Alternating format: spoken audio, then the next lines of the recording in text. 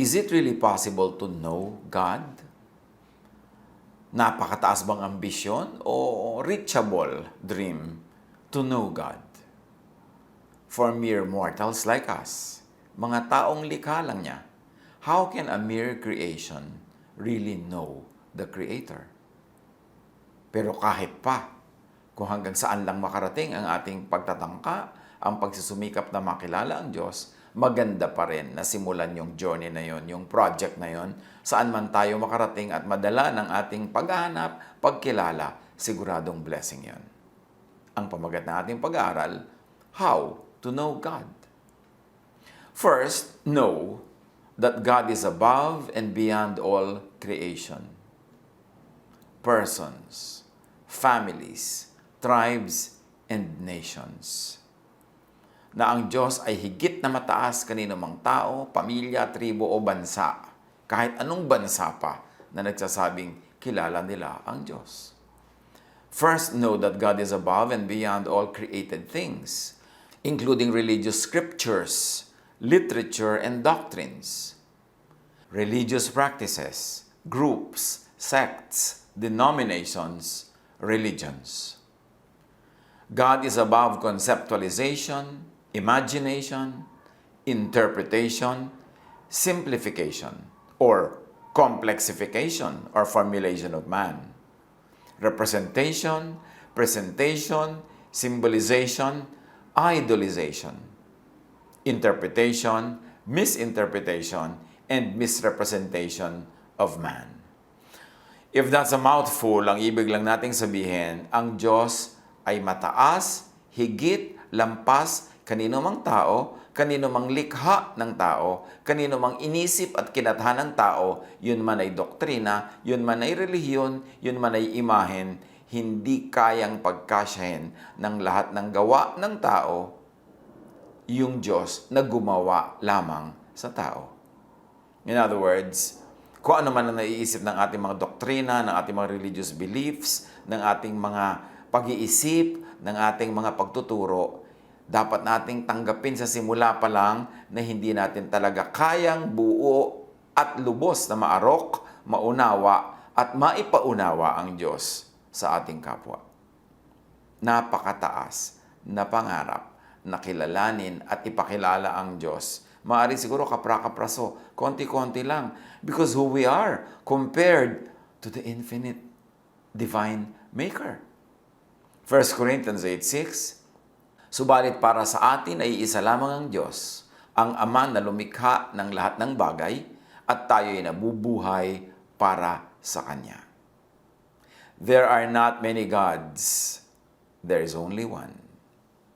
All things come from the one God. All creation lives for the one God. At sa pagpapatuloy na binabasa natin ang 1 Corinthians 8:6, and there is but one Lord, Jesus Christ, through whom all things came from God, and through whom we live. All blessings from God come from only through Jesus the person, or from Jesusness, the Word, meaning the idea, the teaching, the way. Again, if that's a mouthful, si Jesus yung anak ng Diyos na naging tao, na buhay bilang tao, at kinilala bilang isang tao. Yung Jesusness naman, yung the Word that predated incarnation. The Word is the idea, the teaching, and the way of Jesus, the person. Kaya merong Jesus, merong Jesusness. Romans 2:14-16, kapag ang mga hentil na hindi saklaw ng kautusan ay gumagawa batay sa panuntunan nito ayon sa kanilang likas na pag-iisip, ito'y nagiging kautusan na para sa kanila. Ipinapakita ng kanilang mga gawa na nakasulat sa kanilang puso ang panuntunan ng kautusan. Pinapatunayan din ito ng kanilang budhi, sapagkat kung minsay sila'y sinusumbatan nito, at kung minsan na sila'y ipinagtatanggol nito sa kanilang isipan. So ang Diyos daw, hindi rin kayang kulungin sa mga kautusan ng mga Hudyo, sa kanilang mga scriptures, sa kanilang mga batas. Kasi kahit yung mga taong hindi Hudyo, labas sa kultura at kasaysayan ng mga Hudyo, labas sa kanilang paniniwala at relihiyon, sila man ay kinasihan din ng Diyos at alam din nila ang utos ng Diyos. Kung hindi man ito nakasulat sa bato o sa papel tulad ng sa mga Hudyo, nakasulat naman ito sa kanilang puso. So ang laki ng Diyos, hindi pwedeng ikulong lang sa Israel o sa mga scriptures ng mga Hudyo. Sapagkat ang Diyos ay nasa lahat-lahat ng tao, nasa lahat-lahat ng lugar, at nagpapakilala rin siya outside of the Jewish scriptures. Kaya nga kahit wala silang batas ng mga Israelites, alam din nila yung batas na yon kasi isinulat din ng Diyos sa kanilang puso. The Jews have their law carved in stone or written on paper.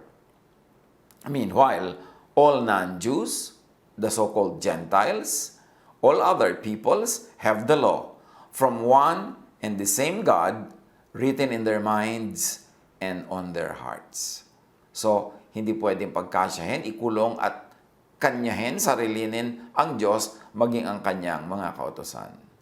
Even the Israelites needs God's law to be written in their hearts. Meron na nga silang nakasulat sa bato, meron na silang nakasulat sa papel, pero kailangang sila man, kauna-unahan, dahil mahilig sila sa batas, sila man ay sulatan ng batas sa kanilang mga puso. Hebrews 8:10, "This is the covenant I will establish with the people of Israel after that time, declares the Lord. I will put my laws in their minds and write them on their hearts."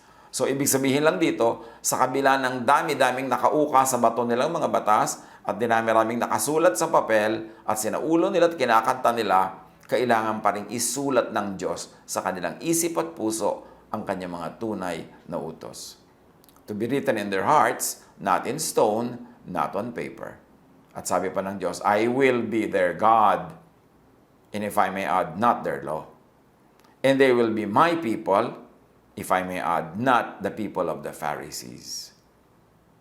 So, kahit na pa nga, napaka-religyoso ng Israel, hindi pa rin sapat ang alam nila. Hindi pa rin sapat ang mga kasulatan nila. Kailangan pa rin isulat sa kanilang puso at isip yung mga nakakaligtaan nila. At ito rin yung isusulat sa mga puso at isip ng mga taong outside of Israel na walang mga Jewish scriptures. Ganon kalaki ang Diyos, hindi pwedeng solohin o pagkasyahin sa isang relihiyon. Deuteronomy 6:4, "Hear, O Israel, the Lord our God, the Lord is one. Before man, tribes, nations, religions, was God." Wala pang tao, nandun na ang Diyos. So, hindi pwedeng mauna ang relihiyon sa Diyos. Kasi marami na ngang tao, wala pang relihiyon eh. Na-develop lang yung religion over time, after a long stretch of time. So, paano mo pagkakasyahin ang Diyos sa religion? Mas nauna pa ang Diyos sa religion. Yes, merong parts of God na pwedeng maintindihan ang religion, pwedeng maipaunawa, pwedeng pagsalusaluhan, pero higit na dakila ang Diyos kaysa sa religion. Kaya hindi pwedeng sabihin ng religion na siya lang ang may alam tungkol sa Diyos, siya lang ang may katuruan tungkol sa Diyos, dahil ang religion ay gawa ng tao. Kahit pa nga sabihin may revelation ang Diyos dyan, kahit pa nga sabihin may mga part dyan na galing sa Diyos, pero marami sa religious doctrines gawa ng tao. May administrative doctrines nga ang religion, hindi naman yan ang concern ng Diyos.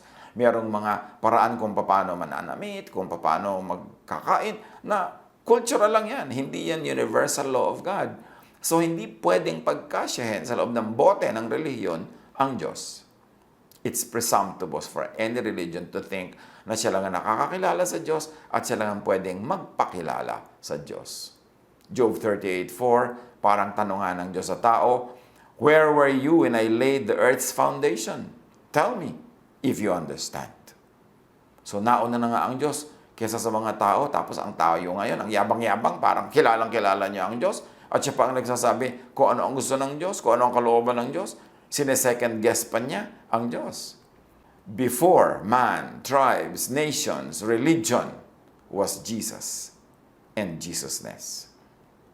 Ang pinagkaiba ng Jesus sa Jesusness, si Jesus yung Jesusness na naging tao, idea na naging tao, word that became flesh, word that was incarnated as man. Siya yung Jesus. Pero yung na-incarnate na idea in Jesus, yun yung Jesusness. Bagamat yung pangalang Jesus, syempre, huli yun. Nauna yung idea ng word, which we call Jesusness, as back projection of the name of Jesus. Pero kung chronologically, syempre, nauna yung word, nauna yung Jesusness, kesa doon sa Jesus. Pero binaback pedal nga natin yung pangalan para lang for reference. So, ang Jesus, yung tao, Jesusness, yung ideya ng tao, na yun, yung katuruan niya, yung essence niya, yun yung Jesusness. Kaya, wala pa yung Jesus na tao, nandun na yung Jesusness. Because in the beginning was the Word. If we're going to equate it with Jesusness, the idea that Jesus stood for, lived for, and lived again for. In the beginning was the Word, and the Word was with God, and the Word was God. So the Word, Jesusness, was there in the beginning before the person, Jesus. Colossians 1:17, He is before all things, and in Him all things hold together. Nauna na si Jesus sa lahat, at siya ang humahawak, naglalakip-lakip sa lahat para umandar ang creation. Colossians 1:16, For in Him all things were created, things in heaven and on earth, visible and invisible, whether thrones or powers or rulers or authorities. All things have been created through Him and for Him. How else do you know God? Know God through some teachings of religion? Yes, why not? But know God in spite of and beyond, outside the oversimplification, domestication, tailor-suiting, franchising, owning, and self-appropriation of religions. Another mouthful. Pasensya na kayo kasi ganyan talaga ang style ng inyong tito. Pero ang ibig lang nating sabihin, yes, may mapapala ka sa religion, makikilala mo ang Diyos dyan. Pero kilalanin mo rin ang Diyos sa labas ng religion, sa labas ng religious dogma, sa labas ng mga religious limitations. Kasi nga ang religion, as an institution, ay man-made. So sa kabila ng mga pag-oversimplify ng religion, yung sobrang nilang pag-humanize sa Diyos, pag-anthropomorphize sa Diyos, at pag-aangkin, pag-aari sa Diyos, na parang sila lang may-ari sa Diyos, sa kabila nun, kilalanin mo pa rin ang Diyos. In other words, know God in and through religion, but know also God outside of the religious fences. Kasi religion can also limit your way of thinking, kasi meron silang paraan ng pag-iisip, at yung lahat ng labas doon ay ayaw na nila, pero ang Diyos ay napakalaki. Paano mo pagkakasyahin sa loob lang ng kanilang bakuran? Acts 17:22-24. Tumayo si Pablo sa harap ng kapulungan ng Areopago at nagsalita, Mga taga-Atenas, napapansin kong kayo'y lubos na napakarelihiyoso sa maraming bagay. Sapagkat sa paglalakad-lakad ko sa lungsod at pagmamasid-masid sa inyong mga sinasamba, nakakita ako ng isang dambana na may nakasulat, Sa Diyos na hindi nakikilala, ang Diyos na inyong sinasamba, kahit hindi nyo nakikilala, ay siya kong ipapahayag sa inyo. Siya ang gumawa ng sanlibutan at lahat ng naririto. Siya ang Panginoon ng langit at ng lupa. Hindi siya nananahan sa mga templong ginawa ng tao. Malinaw ang sinabi ni Pablo, hindi daw nananahan ang Diyos sa templong ginawa ng tao. At ang templong yun ay maaring templong bato, building, o templong idea, an idea, a mind construct, an intellectual construct, a theology. Hindi rin pwedeng manahan ng Diyos at makulong sa loob lamang ng isang theology or theologizing, sa loob ng isang teorya, sa loob ng isang philosophy. Kasi hindi siya pwedeng manahan sa anumang likha ng tao, whether that likha is a material likha or an ideal, a mind construct, an intellectual creation. Paul ascribes the unknown to the God known to him. Meron tayong dapat na purihin yan sa mga tao sa Athens. At least, the people of Athens acknowledge their lack of complete and concrete knowledge of God. And they leave a blank, a neutral space for who, for what is unknown. Matatalino talaga yung mga Greeks na yan. To an unknown God, ina-acknowledge kasi nila na hindi nila kilala ang Diyos ng buong buo. At dahil marami silang mga Diyos sa kanilang pananalig, meron silang kinikilalang hindi nila alam. Ina-acknowledge silang meron pa rin silang hindi kilala, kaya sabi nila to an unknown God. At pag ganun ka mag-isip, may blank space para sa hindi mo alam o hindi mo pa alam, hindi ka malayong matuto. Malapit ka sa pagkakatuto dahil may openness, may space kang iniiwan para sa hindi mo pa alam o kilala. Kesa doon sa mga taong parang kilalang-kilala na nila ang Diyos, alam na nila ang iniisip ng Diyos, alam na alam nila ang gagawin ng Diyos, at inaangkin na nila na sila na ang makapagsasabi kung ano ang gagawin ng Diyos. Yun ang mahirap matuto. Yung inaangkin nilang alam na nila lahat. Punong-puno na yung utak nila ng kanilang alam, wala nang space para sa hindi pa nila alam at dapat malaman pa lang. Another teaching of Paul, God cannot be housed, domesticated, owned by man, by any group, by Greece, even by Israel or any other nation. Dahil ang revelation ng Diyos is all over the earth. Luke 14:25-27. Dahil uso yung pag-aakala ng mga Israelita na sila lang ang bayan ng Diyos, sila lang ang paborito, sila lang ang mahal, sila lang ang merong katuruan tungkol sa Diyos, sila lang ang tinuruan, sila lang ang may revelation, ang kauna-unahang public teaching ni Jesus ay ipinamukha niya sa mga Israelites na hindi totoong yon, na sila lang ang paborito, sila lang ang mahal, at kanila lang ang Diyos. Sa Luke 14:25-27, sa kanyang pangangaral, sabi ni Jesus, I assure you that there were many widows in Israel in Elijah's time, when the sky was shut for 3.5 years, and there was a severe famine throughout the land. Yet, Elijah was not sent to any of them, but to a widow in Sarephath, in the region of Sidon, sa labas siya ng Israel. And there were many in Israel with leprosy in the time of Elisha the prophet, yet not one of them was cleansed, only Naaman the Syrian, who was not an Israelite. So dito nililinaw ni Jesus, yes, siyempre mahal kayo ng Diyos, pero hindi lang kayo.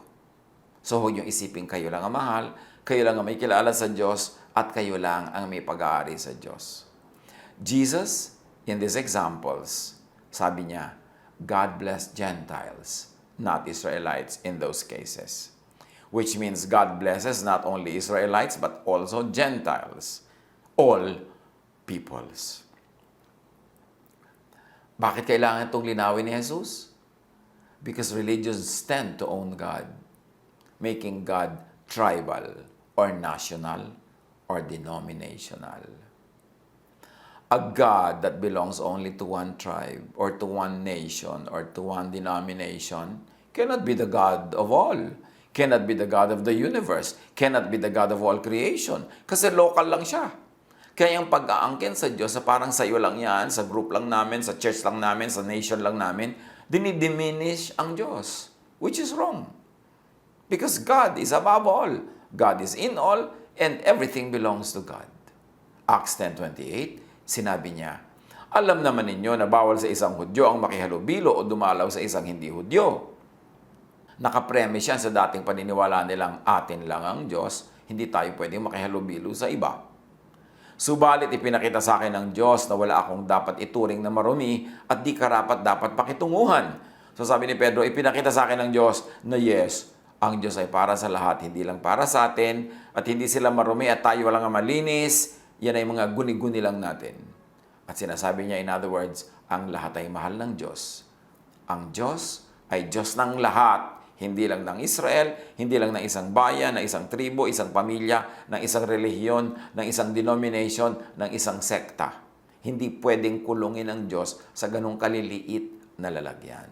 Acts 26:9, akala ko rin nung una ay dapat kong gawin ang lahat ng aking magagawa laban sa pangalan ni Jesus na taga Nazareth.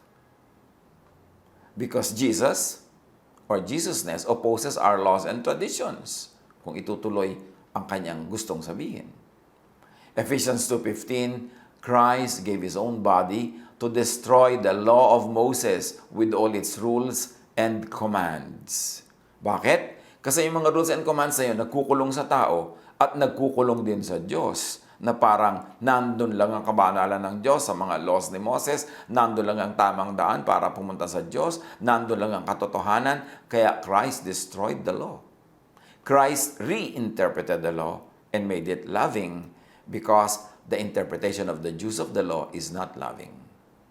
Kaya pagka sinasabi nating binipilit na, paano naman i-destroy ni Jesus ang law? Sabi niya, I came to fulfill all the law. Not one dot, not one iota will be removed until everything is accomplished. Yes, Jesus fulfilled the law, but He fulfilled it in a loving way, the way of God through Jesus.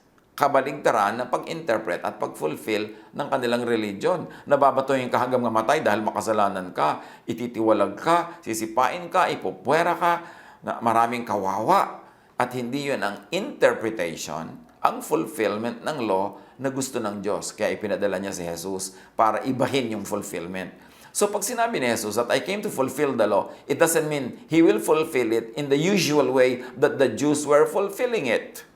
Dahil magkabaligtad ang kanilang method, magkabaligtad ang kanilang approach. Bakit kailangan linawin ang mga ganito sa pagkilala sa Diyos? Because religious tend to own God, making God tribal or national or denominational. A God who is tribal, partisan, political, denominational is a God of only a select few. So insulto sa Diyos yun kasi siya ay Diyos ng lahat, lumikha sa lahat. Sa palagay nyo, pag may dalawang team ng basketball na naglalaban, pareho nagpe-pray sila na papanalunin ng Diyos yung isa. Talaga bang sasali ang Diyos from heaven at pipili ng manok niya para niya papanalunin? Napaka-limited naman ng Diyos na yon. Diyos na lang siya na isang team. Pagka ba may beauty contest ang buong daigdig at ipagpe-pray mong manalo yung kandidata ng bayan mo, talagang papapanalunin ng Diyos yun para sa bayan mo. Ikaw lang ang kanyang bayan. Nalimit ang kanyang universal holiness and divinity and godness. Pagka ba may nagbabakbakan, may pipiliin talaga ang Diyos na papanalunin, naging partisan na siya. Ganun ang ginagawa kasi natin sa Diyos. Pinapaliit natin yung scope ng kanyang pagka-Diyos na meron siyang kakampihan, meron siyang papapanalunin. Kaya giyera pa yan ano. Pinapaliit natin ang Diyos pag ginagawa natin ang ganung mga bagay.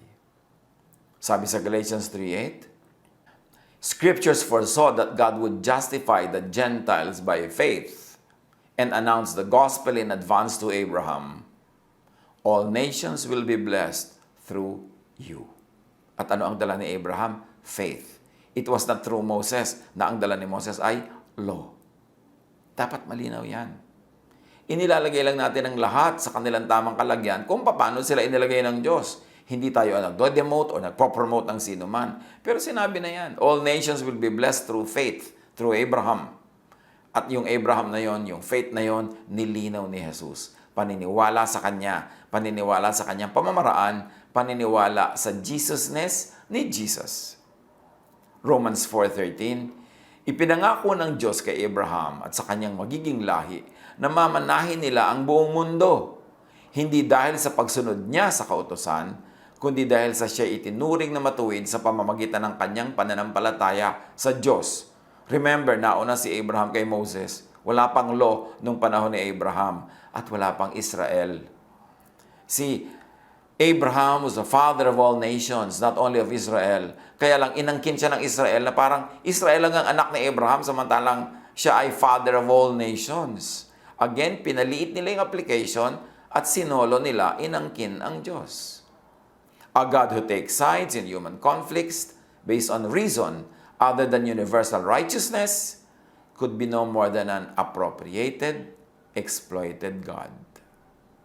Claimed, owned, and used by a tribe or a nation for self-preservation, self-promotion, and self-gratification. Another mouthful. Kaya nga pina-PowerPoint na natin lahat para mas madaling makita yung naririnig lang. Ang Diyos na kumakampi sa pagkakampi-kampihan ng mga tao, hindi pwede maging universal God. Liba nila ang pagkampi niya ay dahil sa universal concept of righteousness. Pero kung may iba pang dahilan, political, racial, sectarian, religious, ina-exploit na nila yung Diyos niyan. Inaangkin, sinasarili ng isang tao, isang bayan, isang grupo para sa kanilang pansariling kapakanan. Galatians 5:6. For in Christ Jesus neither circumcision nor uncircumcision has any value. The only thing that counts is faith, expressing itself through love. So those are the big words. Circumcision for the law, sabi gano'n, hindi yan ang tunay na mahalaga, kundi faith and love. And that is what Jesusness is all about, as compared to Mosesness, law, and circumcision, which is also equal to Phariseeism. Jeremiah 31:33. Ganito ang gagawin kong kasunduan sa bayan ng Israel pagdating ng panahon. Itatanim ko sa kanilang kalooban ng aking kautusan. In other words, wala pa sa kalooban nila. Isusulat ko ito sa kanilang mga puso. In other words, hindi pa nakasulat sa kanila, sa bato lang at sa papel. Ako ang kanilang magiging Diyos at sila ang aking magiging bayan. Doon sa panahon na yon na sinasabi ito, gagawin at mangyayari pa lang. Hindi pa yon ang katotohanan. A God used by one tribe against another could not be the true universal God who is the creator and God of all. A God used by one tribe against another could at best is only local or tribal. Just an invention or a reinvention of a tribe that serves only its own interest. Only a manufactured God. Only an idol. At hindi yon ang Diyos. Ang Diyos ay lampas doon, higit doon, kaya hindi siya dapat kulungin sa mga ganon. Matthew 21:43. Therefore I tell you that the kingdom of God will be taken away from you and given to a people who will produce its fruit. Tatanggalin daw ang kingdom of God sa mga Israelites na nagsasabing kanilang kingdom of God, kundi ibibigay sa iba na mamumunga ng pag-ibig, ng pagmamahalan, ng kapayapaan at kapahingahan. John 14:21. Whoever has my commands, and if I may add to love, kasi yun ang command niya, and keeps them, is the one who loves me. The one who loves me will be loved by my Father, and I too will love them and show myself to them. So how do you know God? Know God through creation, as it best mirrors a more believable and understandable image of the Creator. Yung mga laws of religion, marami yan, gawa ng tao. Pero ang laws of nature, Diyos talaga ang may gawa, hindi pwedeng imbentuhin ang tao. Kaya, isang napakabisa at magandang paraan ng pagkilala sa Diyos through the laws of nature, through the nature that God created. Nandun naka-imprint ang pag-iisip, ang pagka-Diyos ng Diyos. Romans 1:20. For since the creation of the world, God's invisible qualities, His eternal power and divine nature had been clearly seen, being understood from what has been made, from nature, from the laws of nature, so that people are without excuse. So gusto mo talaga makilala ang Diyos? Yes, some of the ways could be through the religious ways, but there is a great way, the natural way, because God is the law and author of nature. Psalm 19:1-4. The heavens declare the glory of God. The skies proclaim the work of His hands. Day after day, they pour forth speech. Night after night, they reveal knowledge. They have no speech. They use no words. No sound is heard from them, yet their voice goes out into all the earth, their words to the ends of the world. Ang mensahe daw ng kalikasan, ng langit, ng mga bagay-bagay na nilikha ng Diyos ay nagsasalita, nagtuturo, hanggang sa kaduluduluhan ng daigdig. This is God's revelation through nature. Know God through nature, through natural law, through science. Know God also through religious belief. But first know God through God's creation and creative genius, outside of religious dogma. Psalm 104:24. How many are your works, Lord? In wisdom you made them all. The earth is full of your creatures. Marami tayong matututunan, tingnan lang natin ang kapaligiran. Job 38:31-33. Can you bind the chains of the Pleiades? Can you loosen Orion's belt? yung mga heavenly bodies? Can you bring forth the constellations in their seasons or lead out the bear with its cubs? Do you know the laws of the heavens? Can you set up God's dominion over the earth? The answer is no. Hindi kaya ng taong gawin yung ginawa ng Diyos. So makinig tayo at tingnan natin yung mga nilikha niya kasi nagpapahayag siya ng mensahe sa pamamagitan ng creation. Job 25:2, dominion and awe belong to God. He establishes order in the heights of heaven. And Amos 4:13, he who forms the mountains, who creates the wind, and who reveals his thoughts to mankind, who turns dawn to darkness, and treads on the heights of the earth, the Lord God Almighty is his name. Yes, nakikilala ang Diyos through religion, pero lalo namang makikilala ang Diyos through science, through natural law. Kasi tiyak na tiyak tayo na siya ang may likha nun. Science could be God's last and most truthful prophet. Man cannot know and understand the Creator beyond the limits set by how man was designed. But still, man can know and understand the Creator in many and great ways. Marami pang natitirang paraan para makilala natin ang Diyos. Kaya lawakan ang isip, lawakan ang tanaw, buksan ang mata ang isip, buksan ang puso. Huwag ikulong sa dogma, huwag ikulong sa sobrang sentimentality. Huwag ikulong sa pagiging very, very conservative. Maraming dapat malaman. Kailangan bukas ang isip. Open. Dahil ang Diyos ay napakalaki. Ang dami pang natitirang dapat nating alamin. Jeremiah 29:13, you will seek me and find me when you seek me with all your heart. Yes, nakikilala at nakikita ang Diyos through a prayer book, through a hymnal, through scripture. Pero nakikita at nakikilala ng Diyos through a microscope, through a telescope, through scientific theorems and research. There are infinitely many ways to know God. Open your mind and your heart to grow in the knowledge of the divine. And do not mistake knowledge of religion with the knowledge of God. Sometimes they are the same, many times they are not. True knowledge of God is shown by fruits. Matthew 7:16-23. Paano daw natin malalaman kung sino ang tunay na nakakakilala sa Diyos? Nakakaalam ng pamamaraan ng Diyos?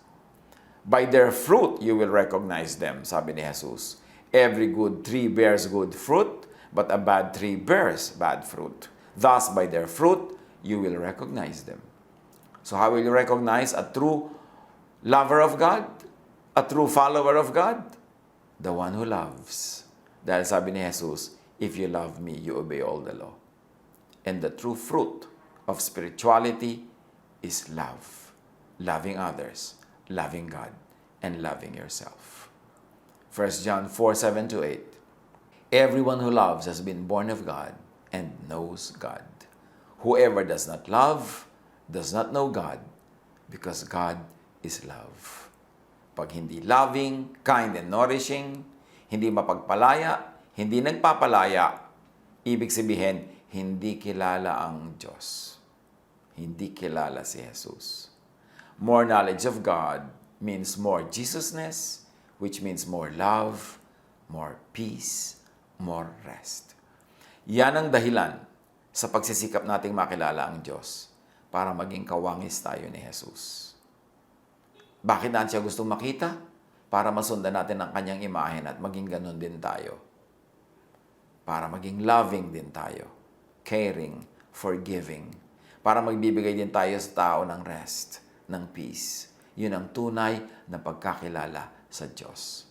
Hindi yung tambak-tambak ang alam na doktrina, tambak-tambak ang alam na verses, ang dami-daming pinag-aralan, ang taas-taas ng ranggo, pero hindi loving. Pag nagtuturo, hindi peace ang bunga, hindi rest, kundi trouble, guilt, fear. Kaya kailangan makilala ang Diyos through Jesus.